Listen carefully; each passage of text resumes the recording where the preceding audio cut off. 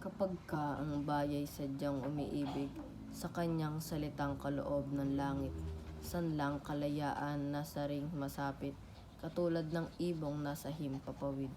Pagkat ang salita'y isang kahatulan sa bayan, sa nayot mga kaharian, at ang isang tao'y katulad kabagay ng alinmang likha noong kalayaan.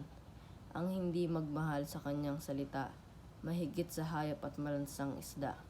Kaya ang marapat pagyamaning kusa, na tulad sa inang tunay na nagpala. Ang wikang Tagalog tulad din sa Latin, sa Ingles, Kastila at salitang anghel, sapagkat ang poong maalam tumingin, ang siyang nanggawad nagbigay sa atin. Ang salita natin tulad din sa iba, na may alpabeto at sariling letra, na kaya na walay dinatnan ng sigwa, ang lunday na lawa noong dakong una.